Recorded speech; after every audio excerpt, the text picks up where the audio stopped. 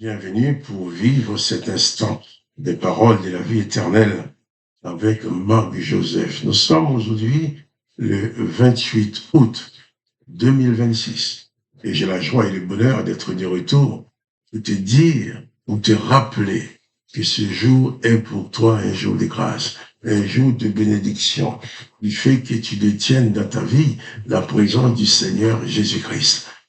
J'aime bien redire que Jésus-Christ est le promoteur de la grâce. Quand il est présent quelque part, il est présent dans toute la plénitude de sa grâce.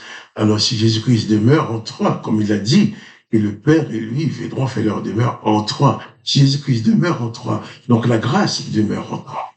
La grâce demeure en toi, et toi tu demeures dans la grâce, et tous ceux qui s'approchent de toi doivent pouvoir constater la présence de la grâce. Parce que si toi-même tu es dans la grâce, il y a donc point de condamnation en toi. Et en aucun cas, tu ne peux condamner un autre, car on ne peut donner que ce qu'on a en soi. Un jour de grâce, un jour de bénédiction, un jour de joie, un jour de paix, dans la présence de Jésus-Christ. C'est aussi la joie de la paix. C'est aussi la présence de la paix, de la joie et de la tranquillité. Et je dis aussi que si Jésus-Christ t'a appelé, et tu as répondu, c'est que tu t'es engagé avec lui. Et si tu t'engages avec lui, lui aussi il est engagé avec toi. Il a même dit, celui qui l'aime, le Père l'aimera. Et le Père et lui viendront faire leur demeure en toi. Alors, réalise que la présence de Jésus-Christ qui est dans ta vie fait que chaque instant est pour toi un instant de grâce, un instant de joie, un instant de paix. Car je peux te dire, si Jésus-Christ est dans ta vie, c'est fini la panique. Tu n'as pas à avoir peur des événements, avoir peur des circonstances, avoir peur des mauvais esprits, avoir peur des démons. Car Jésus te donne pouvoir et autorité non seulement sur les démons, sur le mauvais esprit, sur Satan lui-même, mais il te donne le pouvoir sur toutes choses. Car Jésus a même dit à ses disciples que toute chose lui a été donnée par son Père, qui est devenu ton Père. Et il persiste à dire que ce Père dont il est question, personne ne connaît qui il est, si ce n'est que lui, Jésus, le Fils unique du Père. Et si toi tu viens au Père, c'est parce que Jésus te l'a montré. Et si tu as suivi les paroles de Jésus, pour t'attacher au Père, pour recevoir la présence du Père dans ta vie, eh bien tu reçois en toi une richesse que rien au monde ne peut t'apporter. Tu reçois en toi la présence de Dieu le Père, que personne d'autre que Jésus-Christ ne peut t'apporter, car il a bien dit, personne ne connaît qui est le Père. Et c'est lui seul qui te montre le Père. Et Jésus va continuer maintenant. Au verset 23, Luc 10, verset 23, se tournant vers ses disciples, Jésus leur dit en particulier, heureux les yeux qui voient ce que vous voyez. Heureux les yeux qui voient ce que vous voyez. Heureux les yeux qui voient le Fils unique du Père. Heureux les yeux qui voient la présence de Jésus-Christ. Heureux les yeux qui voient le Père au travers du Fils. Heureux les yeux qui voient ce que vous voyez. Car je vous dis que beaucoup de prophètes et des rois ont désiré voir ce que vous voyez et ne l'ont pas vu. Entendre ce que vous entendez et ne l'ont pas entendu. Jésus-Christ parle de tous les rois, tous les prophètes de l'Ancien Testament. Ils n'étaient pas forcément des méchants garçons. C'était pas des méchants hommes. Mais ils agissaient au nom de l'Éternel des armées. Même quand ils devraient tuer quelqu'un, ils les tuaient sans hésiter. Parce que l'Éternel leur donnait de le faire. Lorsque Saïl n'a pas terminé l'extermination des peuples que l'Éternel avait ordonné, Samuel lui a reproché cela. Samuel lui a dit à Saïl qu'il était un roi infidèle. Et l'Éternel a déchu Saül de sa royauté.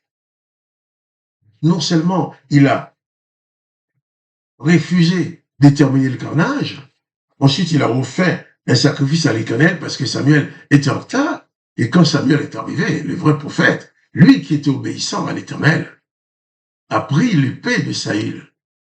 Il a haché Agag, le roi de ce peuple, en petits morceaux.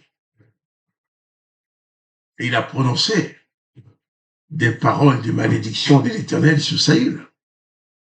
Et après, il nous a dit, un mauvais esprit venant de l'Éternel tourmentait Saül. Et Saül a été tourmenté jusqu'à sa mort. Bien sûr, il a été remplacé par David. Et David, c'est celui, quand le peuple chantait, que Saül a tué 1000 personnes et David a tué 10 000. Mais David, qui a tué 10 000, était le bon roi.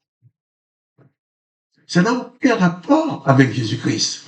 Mais Jésus-Christ dit que tous ces rois-là, qui n'étaient pas forcément des méchants criminels, qui ne faisaient d'accomplir les ordonnances que l'Éternel leur avait imposées. Eh bien, leurs yeux auraient bien voulu voir ce que voyaient les disciples. Jésus dit que tous ces gens-là, dans la situation où ils étaient enténébrés par les ordonnances qui les poussaient à tuer et à faire du mal au nom de l'Éternel. Ils auraient bien voulu voir Jésus. Ils auraient bien voulu entendre ses paroles. Mais ils n'ont pas eu cette occasion. Mais Jésus-Christ dit que toi, qui as l'occasion d'aujourd'hui d'entendre les paroles de l'Évangile, d'entendre les paroles de la grâce. Tu es un privilégié. Tu as un privilège que ces gens-là n'ont pas eu. D'ailleurs, c'est pour cela qu'il nous a dit, quand Jésus est mort, entre les jours qu'on l'a mis au tombeau et les jours de sa résurrection, il est allé rencontrer ces gens-là dans ce jour de mort. Pour leur annoncer la grâce, pour leur annoncer le pardon, car ils n'avaient aucune possibilité d'accéder à cette dimension. C'est d'ailleurs pour ça aussi, qu'en mourant, Jésus a dit, Père, pardonne-leur. Jésus a pardonné même ceux qui étaient là en train de les tuer, parce qu'ils savaient que ce n'était pas de leur faute. Pardonne-leur car ils ne savent ce qu'ils font. Mais toi, aujourd'hui, tu as le privilège d'entendre l'évangile de Jésus-Christ. Tu as le privilège d'entendre ces paroles de Jésus-Christ, qui te donnent la possibilité d'accéder au Père, qui donne la possibilité d'accéder à la grâce. En sorte, non seulement tu puisses toi-même recevoir la grâce, et tu puisses aussi faire grâce à ceux qui te font du mal. David n'avait pas cette possibilité. Moïse non plus, Samuel non plus, Ésaïe non plus, Élisée, Élie non plus.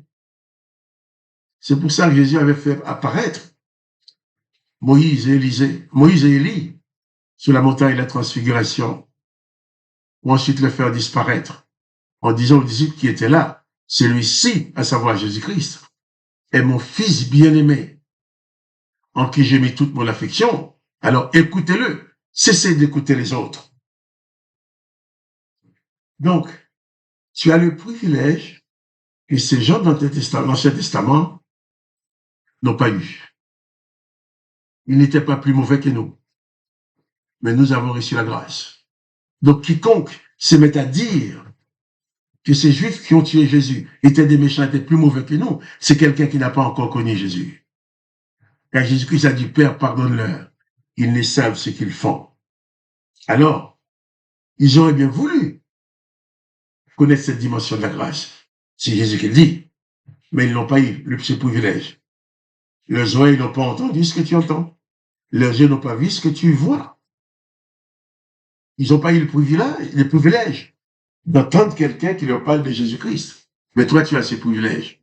Alors, utilise ces grands privilèges que tu as de pouvoir t'approcher de Jésus-Christ. Recevoir dans ta vie la présence de Jésus-Christ comme sauveur et maître. En sorte que tu ne sois plus abattu par les religions. Que tu ne sois plus enchaîné par les religions.